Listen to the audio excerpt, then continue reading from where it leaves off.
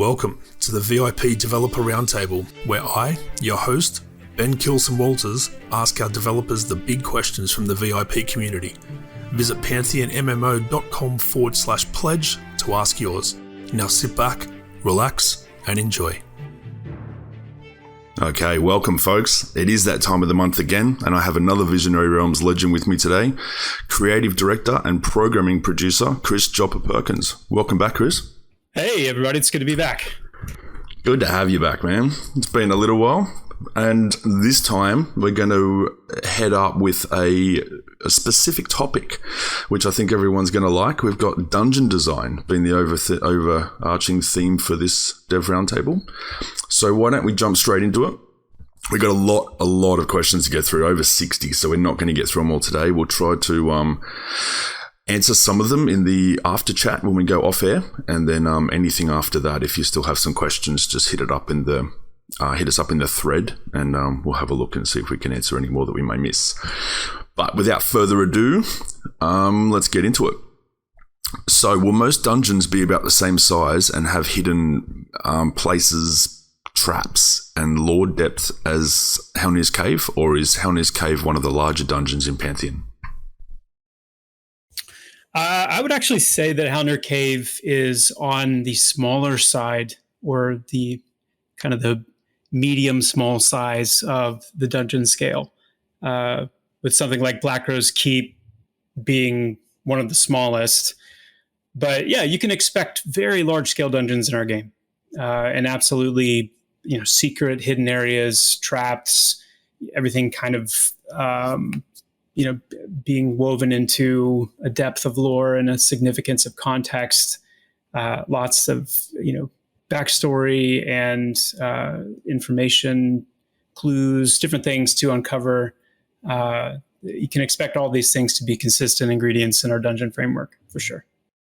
That is awesome, man. Seeing that's not the smallest or the largest is crazy, knowing how much work went into that. So do we have an idea of how many dungeons we plan to have at release? So a number like that is, going to be subject to change to some degree, but the current goal we have, if you include the Overland dungeons as well, would be 15. But again, that number could grow, that number could shrink, depending on what we find in testing, how, certain dungeons may continue to grow or change, which we'll talk about a little bit later in the DRT. But that's what we're looking at right now, just in terms of a bullet list. That's awesome, man. Good base to start off anyway. You can definitely grow from that later on. So now that we have changed how difficulty scales, do we plan to have dungeons where the density of mobs is lower at the start so that parties with fewer players can camp up there until they find more party members? So we don't have any plans to design populations like that intentionally. We're not saying we want the start of the dungeon to be more scarce, specifically so that, groups can do XYZ or whatnot. We focus on populating in a way that is appropriate for the design and the feel and the challenge that we're looking for in that particular dungeon. And so it's really going to be up to the players to find places where they can exist in the way this question is describing. Certainly where they can get creative and carve out areas, where they can hold their own in smaller groups or whatnot. But we're not specifically designing for kind of a ramp up, in a particular dungeon. Some dungeons may have that, something like that, or may feel that way, depending on, what part of the dungeon you're entering at, for those that have multiple entrances. But it's not intentionally for that purpose. Yeah, that makes sense too. I think it's a good idea to plan it like that and let people kind of forge their own little pockets where they can grind in smaller numbers if they're able to, depending on their class and level and skill and all that stuff. And if not, then they need to find friends. Dungeons are supposed to be big and dangerous, so kind of enter at your own risk kind of deal, I suppose. All right, so when it comes to loot, very important, will we see dungeon names drop some really cool but rare items, like thinking back to the fungal tunic in EQ as an example? Oh, yeah. Yeah, you can expect to see rare NPCs in dungeons. Let's talk about the NPCs for a second, because loot is going to be connected in large part to how that loot is acquired. You're gonna see rare NPCs that have a low spawn chance or are tied to a placeholder, something like a more traditional approach to rare NPCs. But in addition to that, we're also going to have NPCs that are on a timed respawn without a placeholder, for example. What I mean by that is that, in a rare NPC or a named NPC that, if you find it and once it's killed, they won't be able to respawn for at least, this defined period of time. And then once that period of time has transpired, then they could respawn within a window of time after that point. So just for example, you might find an NPC that's a rare spawn. You manage to find it, kill it. It then won't respawn or have a chance to respawn again, let's say for 8 hours after that. And then once 8 hours passes, then it could respawn immediately, or it could respawn in the next 2, 3, 4 hours after that point.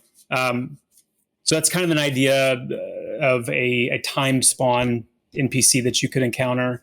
And then there'll also be some NPCs, some rare NPCs or named NPCs that are only force spawned,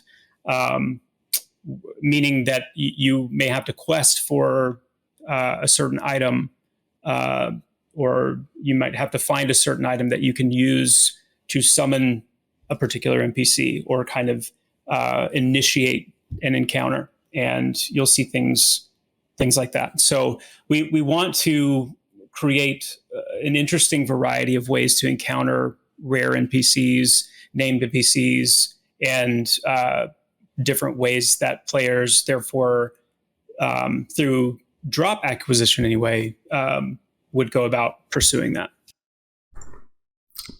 Yeah, I like that a lot. That's good, man. That's good to have that variety too. Mix it up a little bit. So how are we determining the simultaneous player population count that a dungeon can support, i.e. number of active groups that are not overlapping? Yeah, so we're not going to be employing a way of dictating or forcing a certain population. Obviously, non-instance dungeons are certainly capable of overcrowding at times. And so while we have a certain range of concurrent groups in mind, when we go about designing a dungeon and developing its layout, we're thinking of the fantasy, we're thinking of the context and the setting and all those things, but we absolutely have in mind kind of a core target of concurrent groups. For thinking in terms of full-size groups, we have a core target in mind of what we would want to achieve there. And so with that range in mind, we expect the current population of that dungeon, when a new group of players arrive, we expect that kind of concurrent group number to play a role in whether or not that new group that's arriving is going to decide to stay and try and carve out a spot for themselves. Or, I've talked in the past about the player push kind of phenomenon where it is by right of showing up somewhere and finding that there's no room, that actually ends up pushing you to other areas of the game, other dungeons, other parts of the game world that you may not necessarily have gone to on your own volition, except that there was nowhere for you to actually engage with where you wanted to be. So it is one of those phenomena that just is part of an open world experience. But again, it's all tuned kind of towards that. We have a certain amount of concurrent groups in mind when we are designing these places. So hopefully that answers that question. It certainly does, mate. That was a good explanation. So if we find that a dungeon cannot support your anticipated, player population, what adjustments will we make, if any, to that dungeon to alleviate the issue? Yeah, so our goal will be to identify what those issues are during alpha testing. That's going to be a very, very important part of that testing phase, particularly during phases of alpha where we're stress testing specific dungeons in large part for that specific purpose to gain that specific feedback. And then from there, we have the data necessary to make changes, to perhaps the dungeon size, the level range of the dungeon, some of the layout, perhaps in some specific areas to address those issues and achieve that target before launch. Yeah, nice. I'm just looking at some of the chat. They're having a bit of fun with how they can eliminate some of the people if it's too busy. Of course. What are your views on points of no return, as seen in the whole Crypt of Halnir, Kesora? Will we or will we not see these used in Pantheon dungeons? Several EverQuest examples there. I think it's an interesting design. A point of no return is essentially, at least as I understand it, is kind of a decision that you make within a dungeon to go through a one-way portal or drop down a hole that there's no way to get back up out of. And so either there's, a mechanism through, a group mate with like a portal or an evacuate type spell, or there's just an established exit to the dungeon that once you've crossed that threshold, you're kind of bound to, some other way of getting back out than kind of backtracking. And I think it's a really interesting design. It's a really interesting mechanic to employ. We'll talk about it. We'll circle back on that one specifically or something like it a little bit later in the DRT because some of the later questions hit on it. But it goes really hand in hand with, we talk so often about the kind of the open roam exploration heavy focus that Pantheon has, kind of buoyed up by some of the complementary systems like climbing and some of the, other special traversal type things that we have in mind.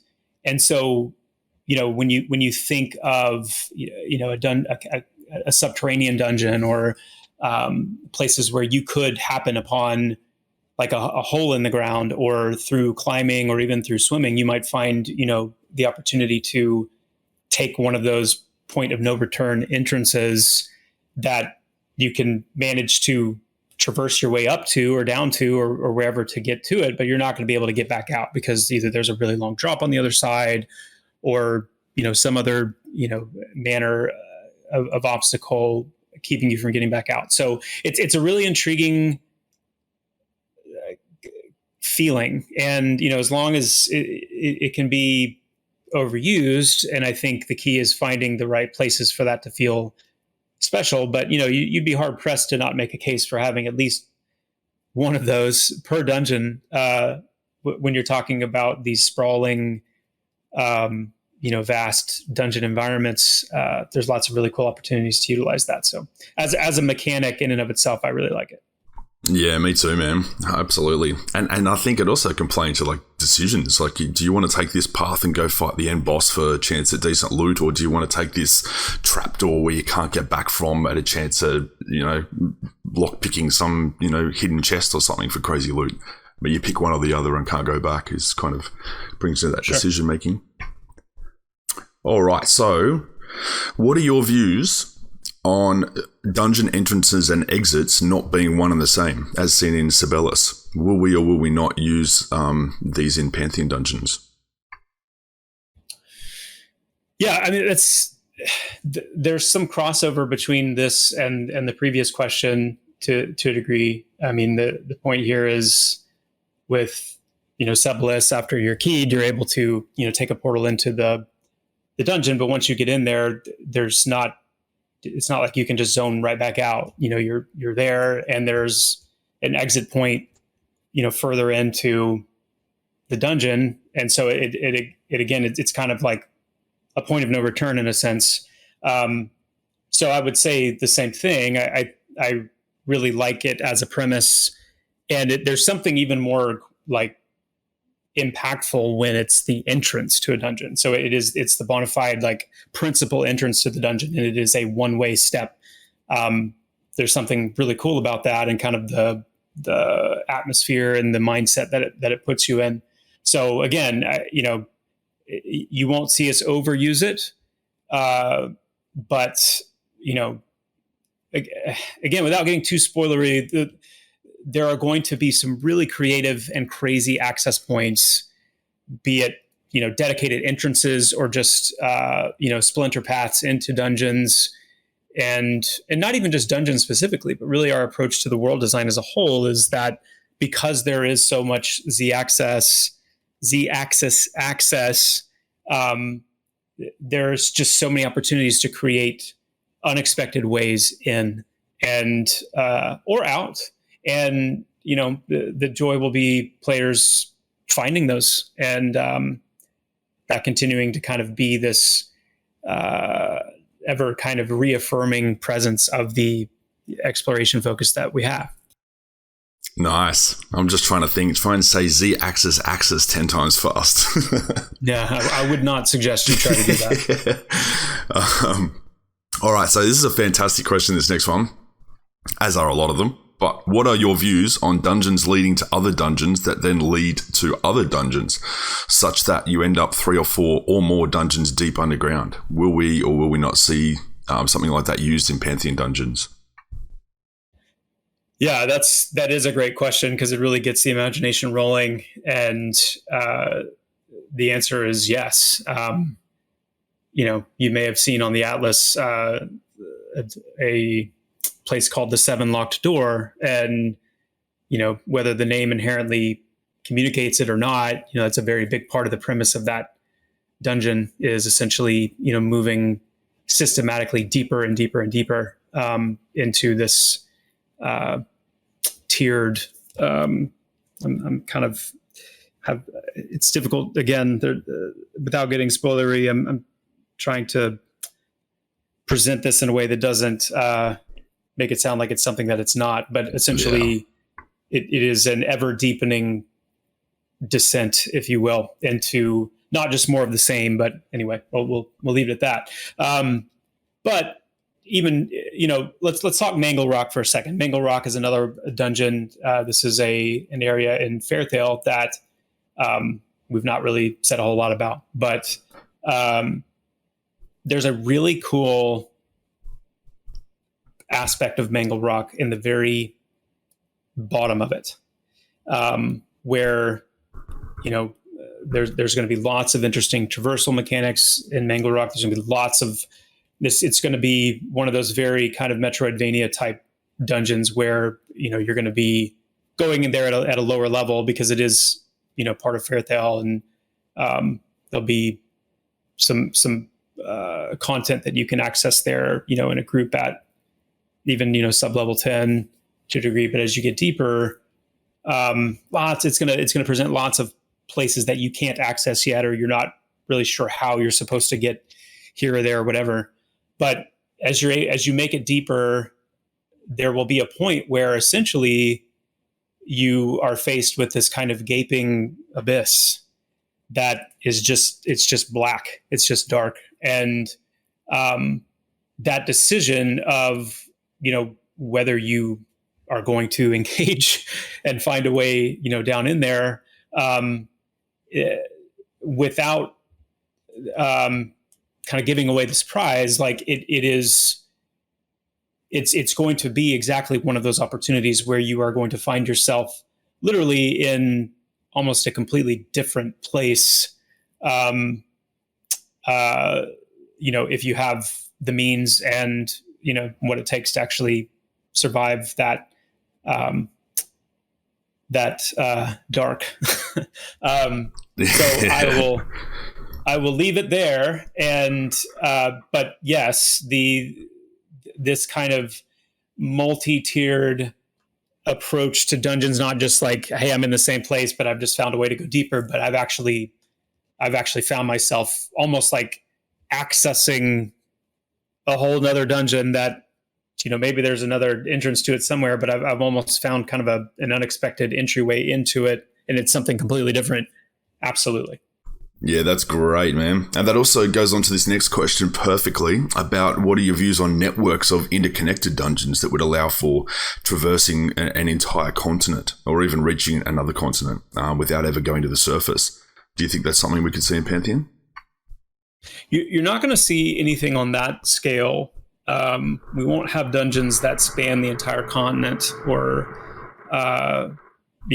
multiple zones. But you will see, again, sprawling dungeons that do span, the majority of some zones, and even do span across a zone line, if you will. And I say zone line in air quotes, because obviously we've moved to a seamless environment. But once you do zone into a dedicated dungeon, that dungeon could very well take you, if you zone, out of the dungeon in another end of it or part of it, you could be in a different zone.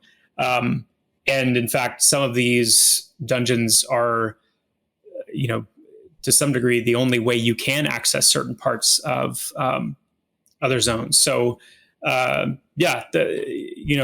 to this question specifically, not to the same degree or the same length or scope or scale, but the kind of the base premise of the question is a yes. Nice. Love to hear it. All right. Now switching to underwater. So underwater dungeons have been very rare, mostly because underwater mechanics have been terrible in this person's view. How are we going to make underwater dungeons a place where people actually want to go, and not just forcing them to go there by shoving some required piece of quest loot or something that has no purpose?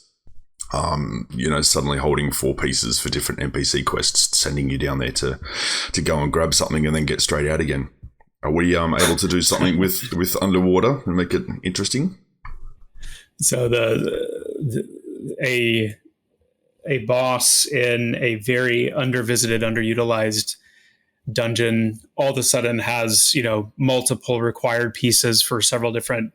You need to go and see them for this one piece because it's very important. Hint, hint, wink, wink from the developers.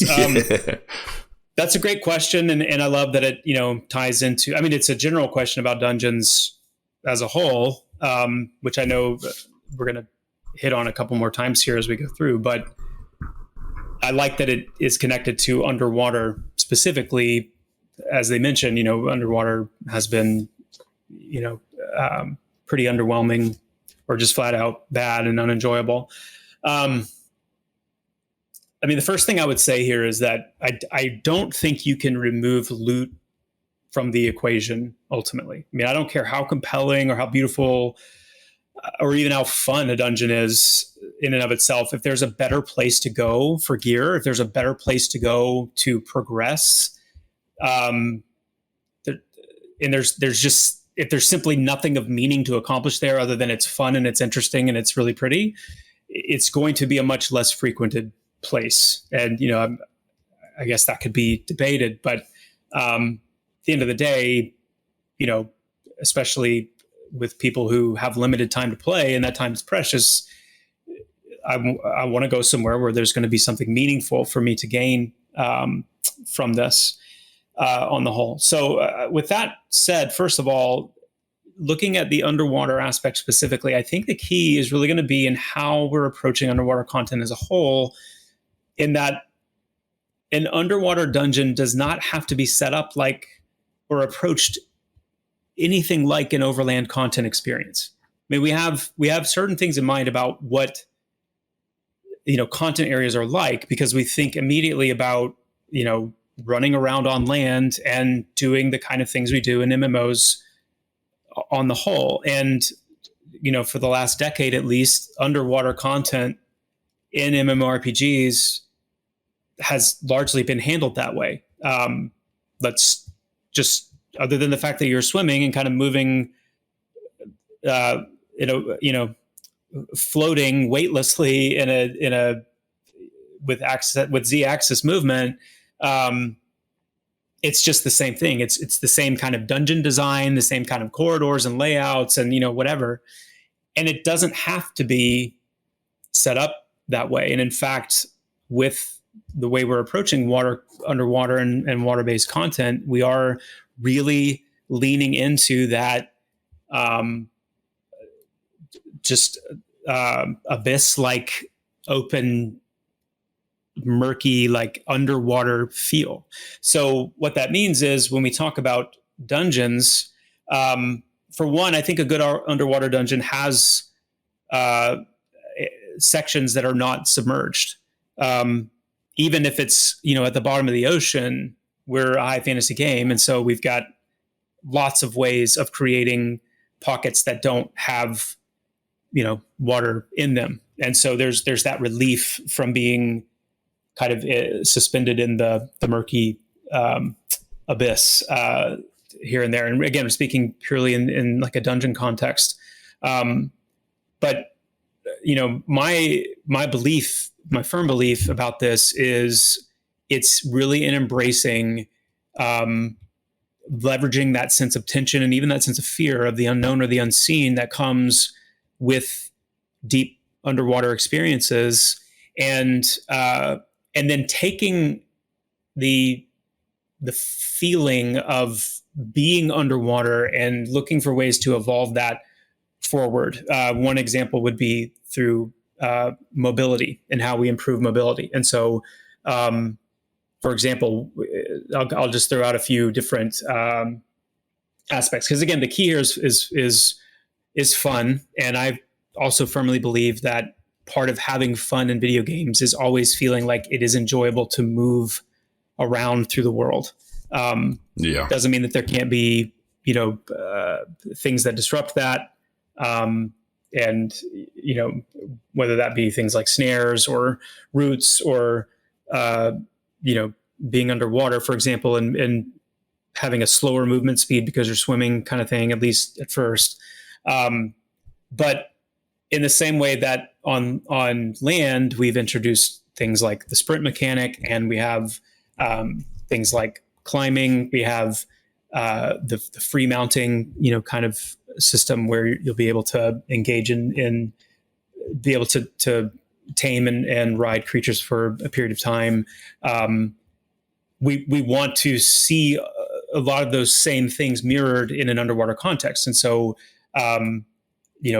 there being currents that you can, quote unquote, ride, I guess you could say, underwater, or just kind of be carried by when you find them to, speed things along. The swimming skill and itemization that improve your breath capacity, your swimming speed.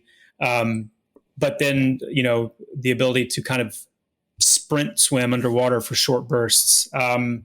The certain itemization or, artifact type items that can make you lighter or heavier for various reasons. Things like certain creatures, underwater creatures that you can hitch a ride on or swim in the wake of and, gain speed. There's just, there are ways to, that we're planning to imbue some of the same joy of that overland traversal underwater to make the general feeling of exploring in those areas more interesting, more fun. And then when it comes to the dungeons itself, it's going to be, again, less about that constant, overland content experience where I'm just fighting NPC after NPC after NPC in the same way. It's just going to be different. And I'm going to wait until we can show some of that in action to get, down into the details of that a little bit. But you can expect the fights to be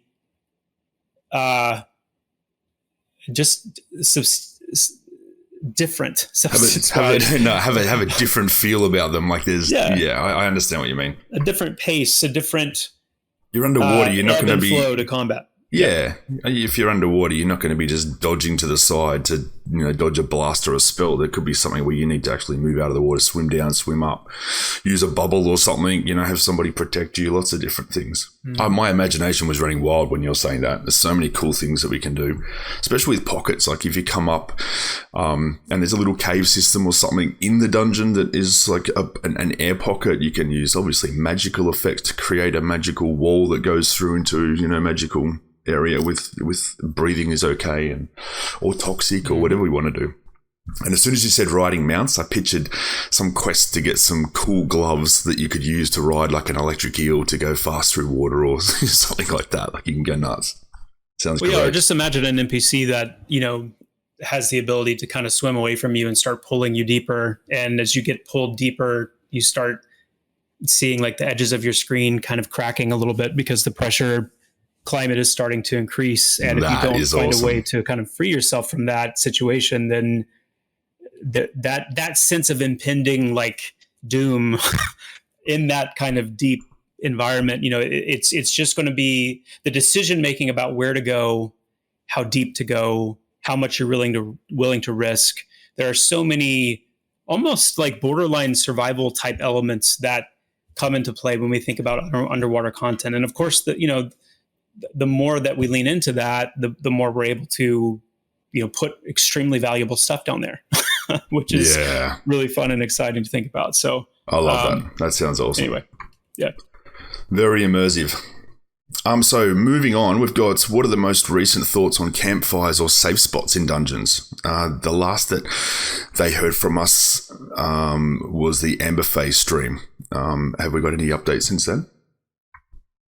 No real updates there, except it's just an opportunity to reaffirm our plan to have safe areas within dungeons that allow for natural kind of breakpoints where, if you need to log off, or if, you have to lose somebody, it's trying to solve in some way that issue of, you're an hour and a half into a group and all of a sudden your healer's like, hey, I've got to go. Sorry.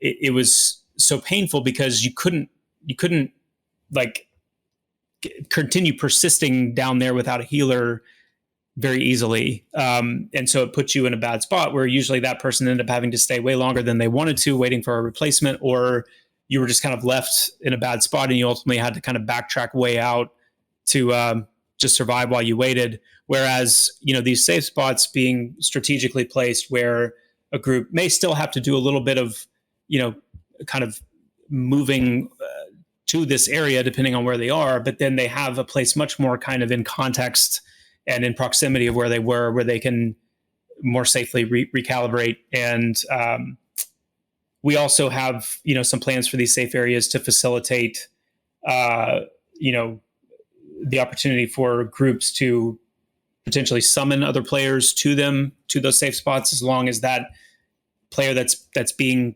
summoned has actually themselves in person visited that safe area and kind of unlocked it, if you will. So there's a few things we want to key off of with those areas, and kind of some different ways we want to kind of explore utilizing them. But yeah, other than that, I would say no other updates on that front. Okay, very good. So underground dungeons and overland dungeons should both certainly be high challenge areas, but because they're fundamentally different, as we explained above, physically, could you talk a little bit about those differences? Fundamentally, I would say it's scope more than anything else. An overland dungeon in most cases is going to be smaller, more limited in its scope, its footprint, than a dedicated dungeon. Underground is a bit of a misnomer, though. Black Rose Keep, for example, is a principal full dungeon, but it sits on top of these massive outcroppings, these really high rock tors right in the open air. So, and you don't even need to zone into the keep. It's just because it's small enough and it's contained within a smaller, again, quote unquote, zone, that it's not, it kind of helps to break up some of the semantics around overland and underland dungeons, which, I know I've kind of coined, but, it really is scope. So an overland dungeon, I guess to put it most simply, is a minor dungeon. It's smaller in scale. It's not going to support as many concurrent groups, but it is still a dungeon. It's still a more challenging area designed and tuned around what a dungeon experience in Pantheon is meant to be, and therefore the kind of things you can acquire from overland dungeons is going to be along the same lines as what you would find in just dungeons in general. The other difference is kind of essentially more of a a flavor or a contextual one in the sense that, Overland dungeons typically sit within a greater context than themselves. So Hangor is a good example in Avenger's Pass. Hangor is the home of the North Tusk orcs. They have a pretty large, presence there and a pretty substantial little orc city, if you will.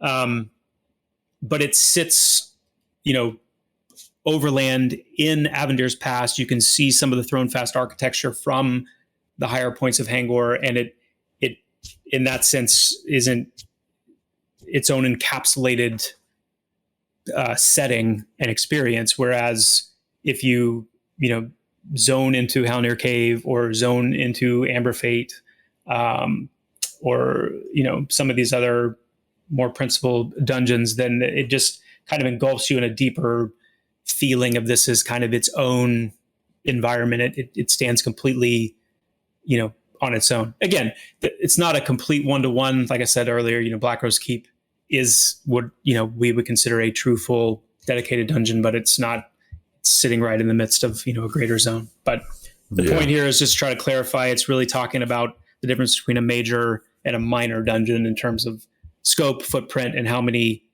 concurrent groups it can support. Yeah, good stuff, mate. So touching back on something we've already kind of discussed, but just asking for a little bit more info or clarification is our vision for a group that is deep into a dungeon, and then all of a sudden a group member, loses connection or needs to quickly go. Say it's a healer or a tank, and the group's going to be stuck. What do you think would the options be? Would they stay there and continue on but pull fewer mobs, or would it be race to the nearest safe spot because now it's just too dangerous for them to continue, or do they just teleport out and now have to give up or they'll die? Or is there another option? I mean, all of the above can be true depending on a lot of things, depending on the level of the player, depending on size of the dungeon. Yeah, where they're at in the dungeon. We're not intending for any one option to be the de facto thing to always do in situation X or situation Y. We're looking to provide multiple tools, possibilities, and options for players to navigate to a solution when something like that happens. But again, depending on the context, depending on the details, could see any one of those things happen. Yeah, awesome, mate. So will there be dungeon experiences for people below level 10, the newbie dungeon experience? Yeah. Yes. In fact, when we talk about improving the new player experience, we've referenced that a few times, or we referenced that more recently in the alpha roadmap. That's one of the things that we're doing, and we're specifically to create opportunities for players to experiencing dungeon grouping in Pantheon sooner. So yes, you can expect to see that. I love it. And because we're over the halfway mark, we've got about another 20 minutes. We might start doing some quick fire. I think we've got one more that might need a bit of explanation, and then we'll jump into some quick fire, if that's all right with you, mate. Sure thing. So how do we determine if a dungeon is too big or too small? We just circle back to the point earlier about the goal is to achieve a certain amount of concurrent groups. So whether we're designing a purposefully larger or smaller dungeon, whether we're able to confirm the amount of concurrent groups in testing will determine whether we've hit our mark there with the dungeon size, and whether we need to expand it or even possibly reduce it in size, or at least calibrate how certain sections of the dungeons are accessed, how easily they're accessed, blocking off certain aspects of the dungeon. We have a lot of freedom with the way that they're set up in Engine to do things like that. So, but that's kind of the determining factor. Awesome. And one thing this person loved about the Pantheon dungeons is that they've tested is that they're always able to pick out camps or areas that will be camps when the game launches. So it's somewhat obvious because of rare named spawn mobs there, like in the Outcast area in Halnir, but others like Black Rose Cubby in Halnir are less obvious. Did we design the Black Rose Cubby to be a spot where players could set up camp, or did it just turn out that way? I love this question because so generally the only areas that we specifically design to be like that are the safe areas, the safe spots I was referring to earlier. We design those intentionally and place them in specific spots based on various criteria. Otherwise, we really do leave it up to the players. And so the case in point here with the Black Rose cubby that's referenced, that was actually the beginning of an additional hallway that we closed off because we didn't have time to build that area out fully before the PA sessions that were coming up. So we just kind of capped it off with a wall, and I threw some kind of props and a few details there to just kind of finish that area off a little bit, fully intending to come back in and continue building that out. But it again, the way these things work, it's so cool because once those PA sessions started rolling and we actually saw the testers, this is when we kind of debuted the newly expanded Halnir Cave. Once we saw how players were utilizing that little area, we loved it as well and decided to actually, still do the intended building on and additions we were planning to make, but just do it in a different area and keep that cubby intact because we realized that's actually how it's being utilized. So that's what we're looking for. It's such an interesting paradigm, and it's very hard to explain or put into words when you're designing a game because, so many of us who are working on the design of Pantheon have come from playing these games a ton. And so we're gamers. We've played a lot of the same games that our, community has played. We love them just as much, in almost every sense. And you would think that then going and designing places and building things, that it would just be this easy, seamless, I'll just do what, I think would be good or I think other people would resonate with. And the reality is, it's kind of like only when you're not the one who's building it can you truly, tell if it's working and tell if it's fun. And so I can't stress enough how key it is for, our current community. I mean, especially the part of our community that is, able to come in and do these VIP tests and internal tests. Because, this is a perfect case in point. And there's been so many things like this where we have seen, either certain things be validated or things that we didn't intend at all already that really resonate in ways we didn't foresee. And then, of course, we do recognize that and say, that's it. Like, that's the kind of emergent situation, emergent gameplay, the kind of fun that players are actually finding for themselves, drawing out and defining. And we want to be quick to embrace that. As long as it's not a massive exploit or, something like that, of course. But this was just a great question and encapsulated a really great example of how that is happening. Absolutely. So this is also a good one. What happens in 6 months if it becomes clear that certain dungeons are not being used or certain dungeons are overly popular? How do we encourage people to spread out, or what tools will we use to encourage people to move to underutilized dungeons or away from the popular ones? Yeah, so in this question, they had listed some examples like, tweaking the experience rates, either increasing or decreasing, tweaking the loot, mob difficulty, things like that. All of these are legitimate solutions or not solutions, but they're legitimate knobs and tweaks that we would be willing to employ to help with things like that. For me, though, I guess more fundamentally, the key is finding ways to incentivize players to return to dungeons later, like actually incentivizing them to do so, not by, okay, we're just going to ramp up the experience but by right of how the dungeon is designed, by right of the actual content that exists there. That's where, that Metroidvania type roots that, I resonate so strongly with, and I believe have so much to offer this genre come into play, because it's when you go through Halnir Cave for the first time and you can't, there's so many areas that you can't access. Like there's a legitimate and very rich dungeon experience, but you can just feel that you're only scratching the surface.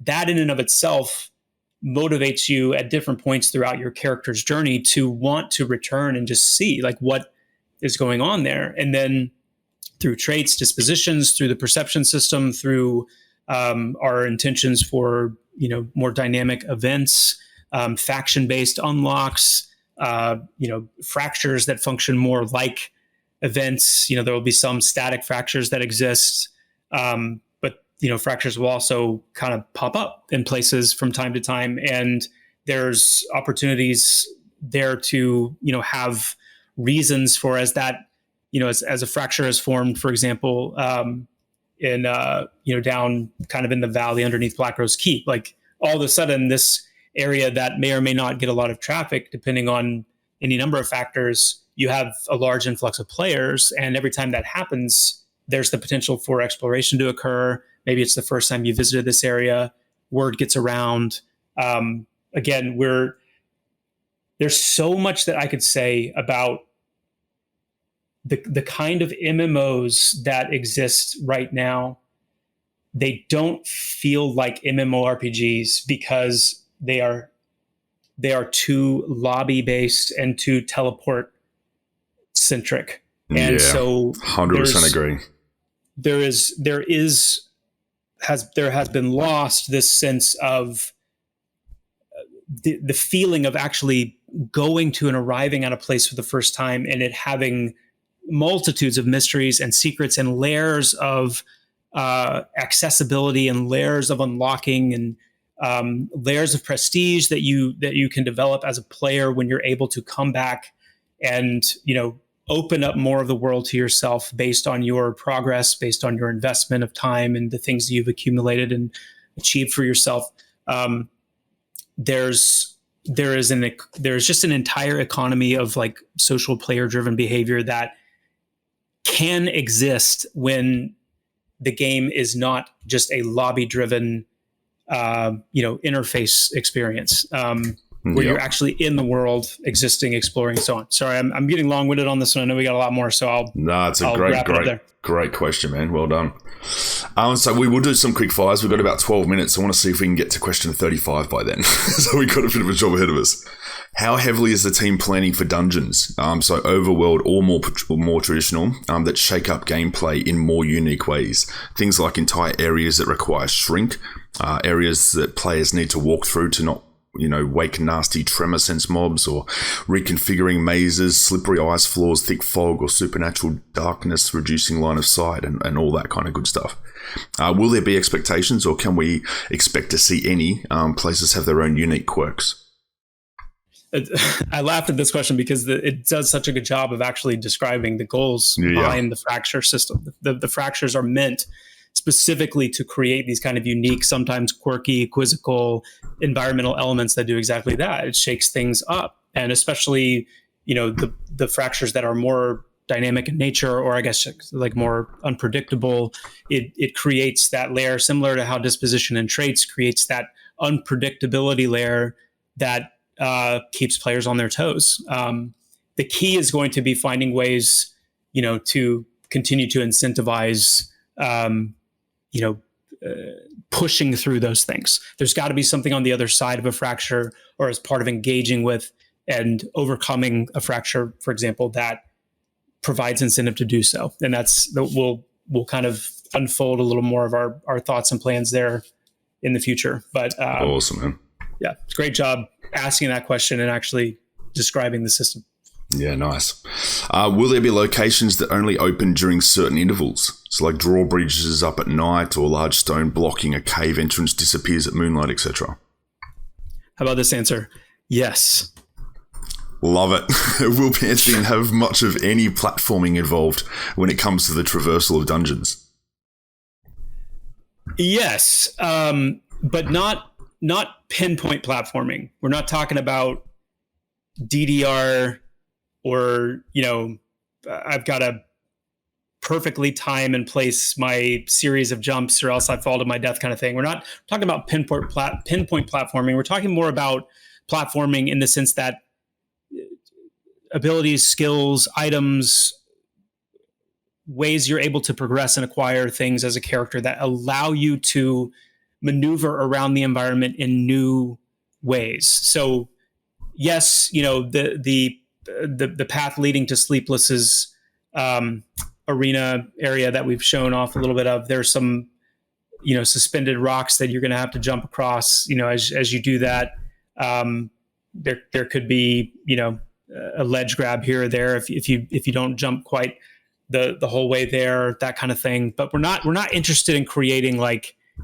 jump puzzles that penalize you with death if you can't, if your latency is bad or so on and so forth. We're really more approaching it as in I could go this way, or because of this new item that I've got, or this new ability that I've got, or whatever, I actually can do it this totally different way. And oh, by the way, having done so, I've discovered this whole new area I didn't even know existed.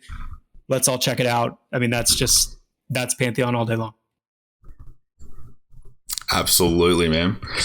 So what plans do we have for groups who are in the deepest part of a dungeon and need to replace a member? We touched on this a little bit, but they're asking specifically, do we have plans for like a call of the hero type spell or mechanic to, teleport or transport somebody in, or would they have to run the entire way to catch up?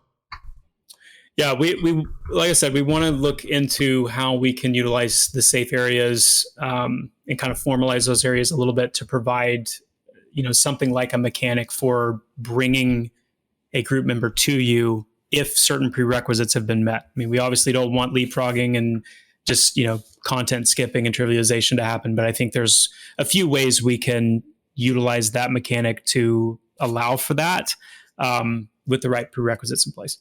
Awesome. Yeah, with that, you got to be careful too, because we used to camp alts and stuff and then teleport an entire raid into one boss without having to do any kind of clearing, so it can get a little bit tricky. Sure. Yeah. That's what we want to avoid.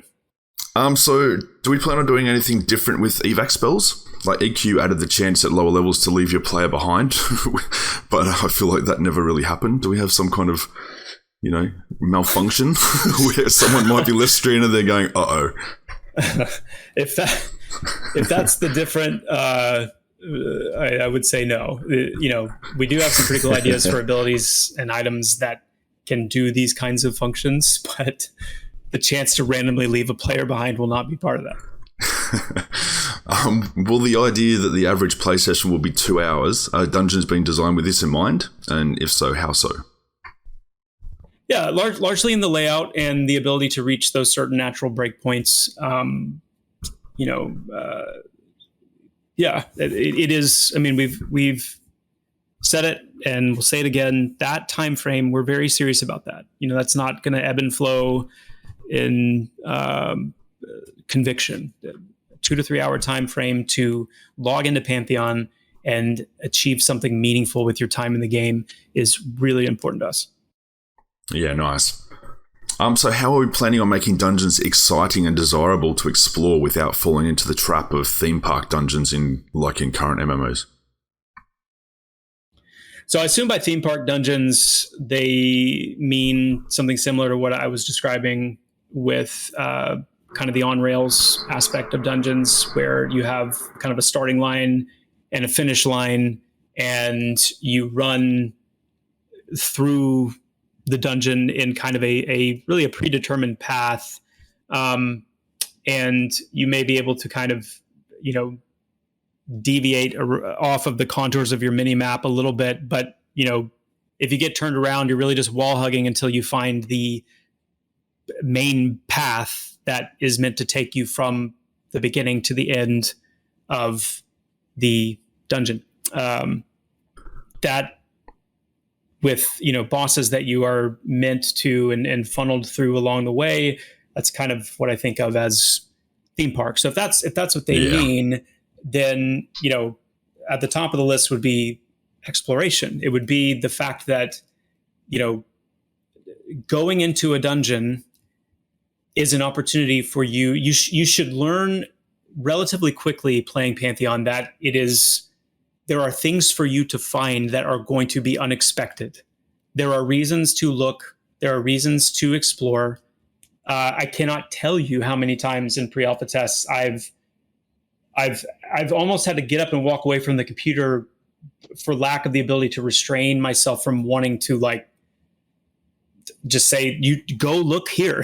You totally just ran right by this thing and right by this thing. And there's this whole other section that you don't know that's there. And of course, I can't do that, because that's the whole point. Is we want players to not discover everything until their, third, fourth, fifth, 10th, 20th time coming to a certain place, and always want to have more to discover. And so that's a big piece of it.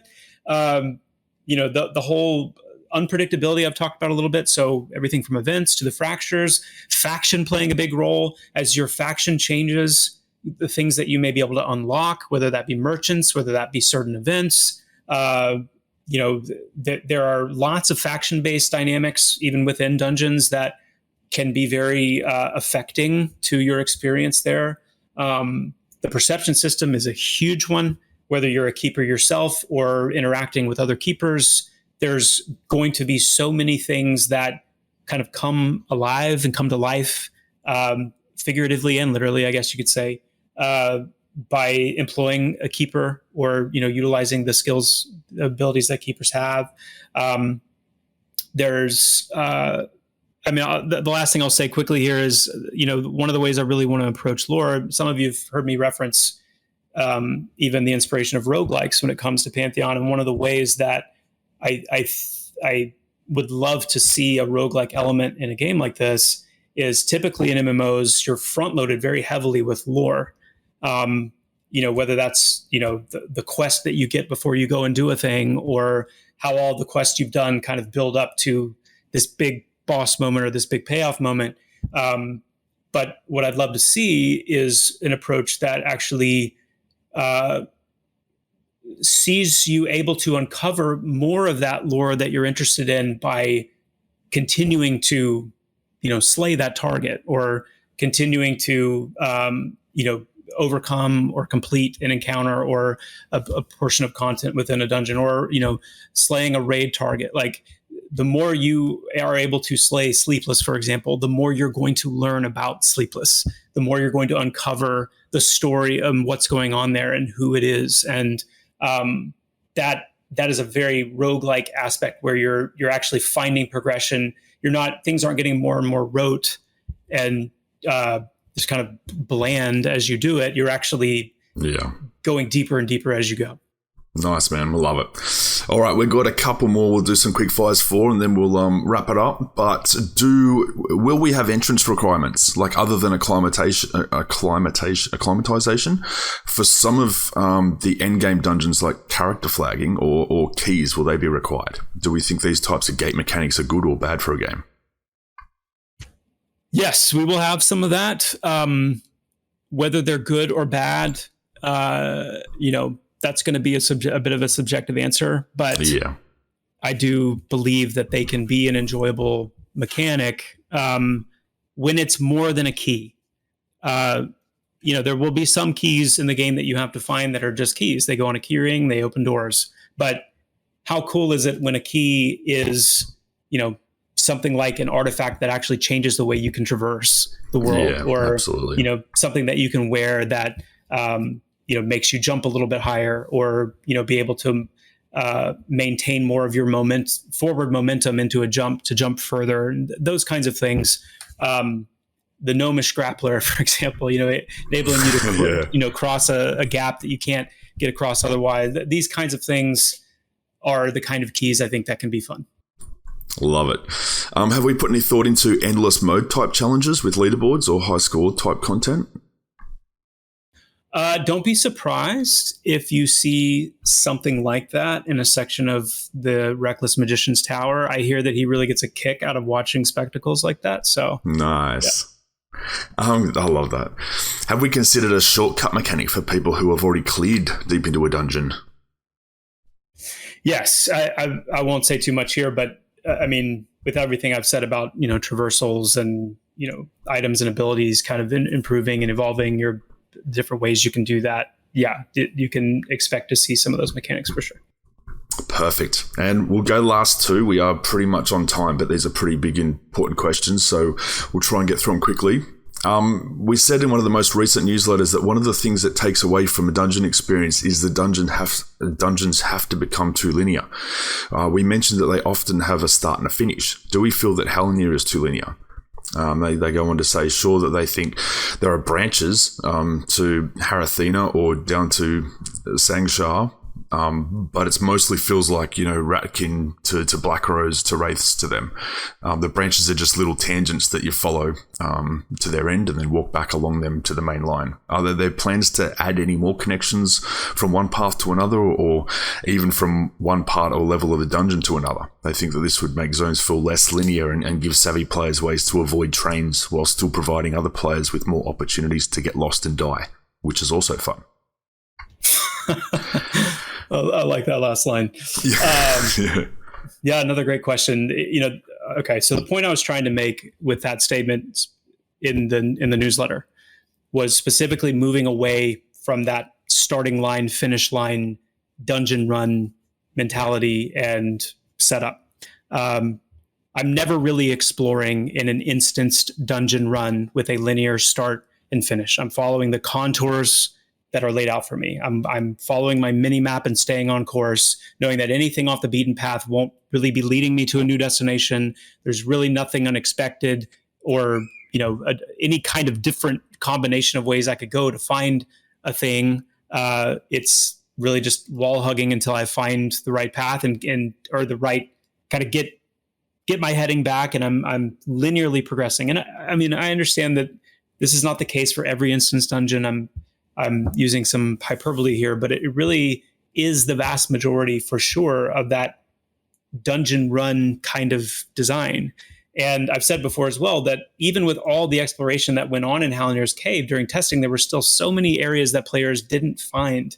They had no clue was right under their noses. And plus with that dungeon in particular, you can expect to see more of it unfolding over time, specifically post-launch. We've got some pretty significant plans for that dungeon and some of what it, some of the secret sauce that it's connected to in some respects. But there are currently, for example, 2 specific places I can point to right now, areas in Halnir Cave that open up into brand new sections that are dependent on I don't want to spoil it, but one of them is dependent on a specific ability and an effect that a specific ability provides. And the other one is dependent on a special traversal mechanic that is not currently accessible through the content that's available right now. It doesn't drop anywhere. It's not able to be acquired yet. But yes, in addition to that, the great thing about caves and cave-based dungeons is that it's very easy to add additional paths and kind of spider web out some of those pathways a little bit, where we can even further create, more of a labyrinthine section in some of those cave tunnel areas to just kind of accentuate the non-linear goals of that dungeon in particular. Love it. That sounds fantastic. All right, and last question we'll wrap up with, a really quick one, is will dungeons be encouraging more of a crawl experience than a camping experience? So I would have to say, I guess I would foresee both to a degree, but as I said in the newsletter, our dungeons are built more as a place to inhabit. It's built more to be inhabited, explored with many different places and surprising areas to find. The implication there is that when you know that there are rare NPCs, when you know that there are interesting, valuable collectibles, harvestables, finding a new area will likely come with a sense of wanting to hang around and poke around to see what is truly there to be found. I don't know if that makes all the sense that I would want it to, but we've moved into a stage with MMORPGs where we're so trained and so dependent on mini-maps and quest-based notifications that we just don't inhabit the places that we're in anymore. We don't sit and wonder about what's there and what's over there and what's up there and what's down there. Yeah, I agree. And so back to the question, as players grow in knowledge, I mean, they may come to Halnir Cave specifically, let's say, to hit Nashra. They will know the path to take. They know what criteria it may require to enter his lair. So you could think of that as more of a crawl type experience where players are coming specifically to move to that encounter, that content, and reach that goal. But the simple fact that these dungeons are going to be shared spaces means that they won't have that starting line and finish line design. That you're going to move through an area and not only make decisions about where to go and where you could go and looking to find more and new places to go, but you're also,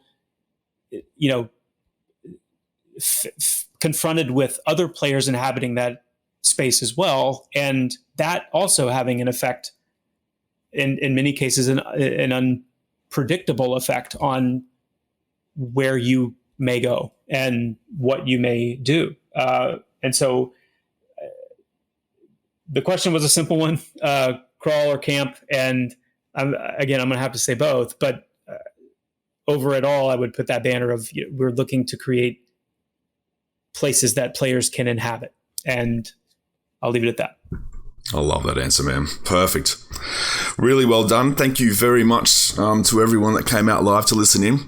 We will hang around for a little bit after this to talk to the VIPs live and answer more questions off the recording. If anyone's interested in that, they're welcome to look at upgrading their pledges to VIP. If you visit pantheonmmo.com/pledge, you can do that, which helps us immensely support the game. This will go out to the public in 1 week's time, so please be on the lookout for that. I'll post this to all our socials. In the meantime, thank you very much to everybody. We look forward to doing this again at the end of next month. And a big thank you to Chris. I know you're very busy, so thank you very much for coming on, sir. Your answers were fantastic. Oh, it's my pleasure. Thanks so much, Kilson, and thanks to everybody for listening in. Appreciate it, guys. Thank you, and we'll see you next month. Bye-bye. Thanks, folks. That's a wrap for another VIP Developer Roundtable. I hope you all enjoyed it, and please don't forget to subscribe to Pantheon for more. If you want to get in on the live Developer Roundtables, you can by pledging as a VIP at pantheonmmo.com/pledge. Until next time, farewell.